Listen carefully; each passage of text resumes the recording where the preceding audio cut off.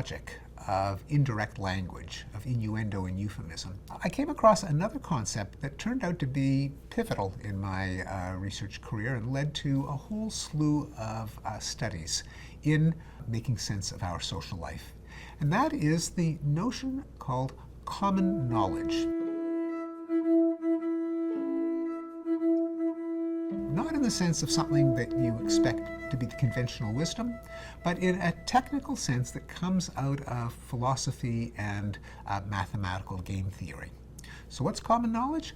Common knowledge refers to the state in which I know something, and you know something, and I know that you know it, and you know that I know it, and I know that you know that I know that you know it, ad infinitum. And it turns out that common knowledge is different from mere shared knowledge. That is, two people merely knowing something. Different theoretically in terms of what is a rational strategy, and different psychologically.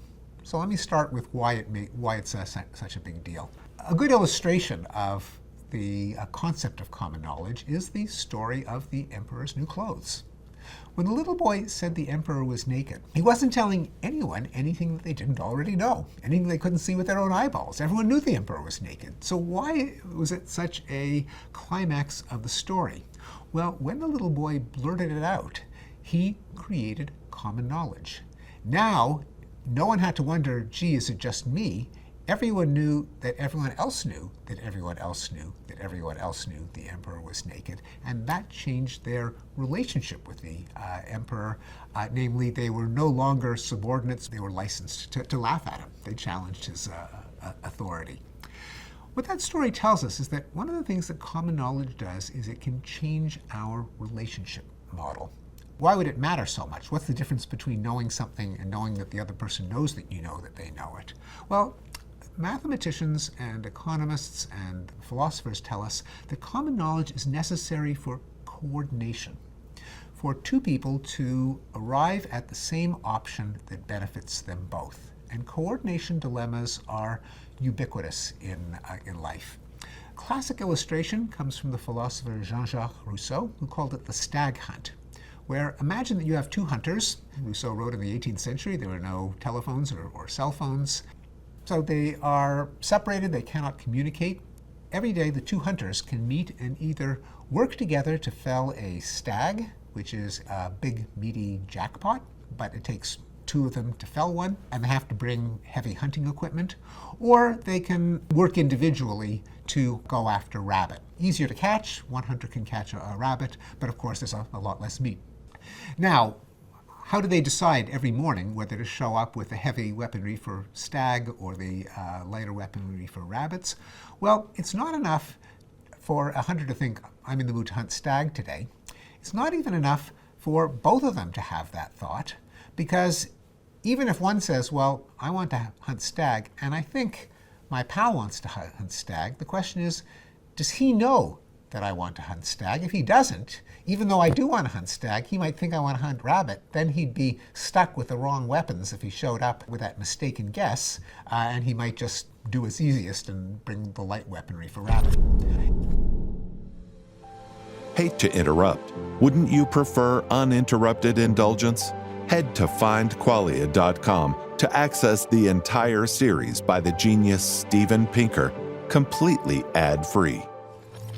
It's not even enough for him to know that I think that he knows it, because unless he knows that I know that he knows that I think that he knows that I know it, it still would not make sense for me to take the chance that he will actually bring the weapons for hunting stag.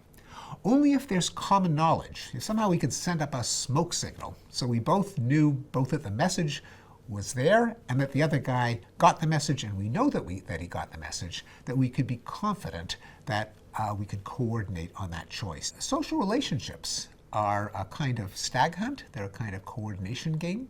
There are many examples in formal institutions. Driving on the right, there's no inherent advantage to driving on the right as opposed to driving on the left. There is an inherent advantage to everyone doing the same thing, whichever side it is, and everyone expecting that everyone else will expect that everyone else will expect that everyone will drive on the right. This takes us back to relationship types. What makes us friends? as opposed to one of us being able to boss around the other, or us being business partners. It's knowing that the other person knows that we know, that they know, that we know, that they know that we're friends. If I think you're my friend, but you don't think that I think that you're my friend, we're kind of not friends.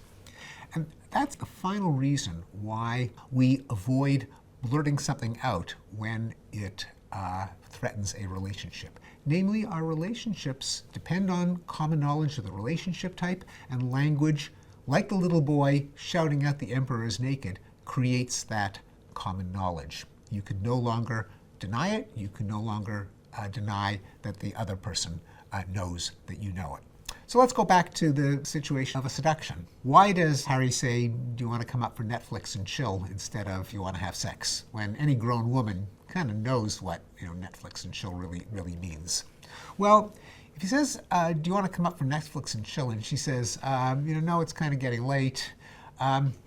She knows that she's turned down a sexual overture, and he knows that she's turned down a sexual overture, but he doesn't really know for sure that she knows. She might think, well, maybe Harry thinks I'm naive. And Harry doesn't know that she knows that he knows. He might think, well, maybe she thinks I'm dense. The lack of common knowledge means they can maintain the fiction of a platonic friendship, even though the possibility of sex has been aired enough for each of them to privately know that it was a possibility. But they can continue to pretend that nothing has happened because there's no common knowledge. On the other hand, if Harry was to say, do you want to have sex? And Sally says no. Well, now Harry knows that Sally knows, and that Harry knows that Sally knows. The language generates the common knowledge. They can no longer maintain the fiction that they have nothing but a platonic friendship, and that is what can lead to that frisson, that discomfort, that embarrassment that goes with a relationship mismatch. In this case, the mismatch between a sexual relationship and a friendship.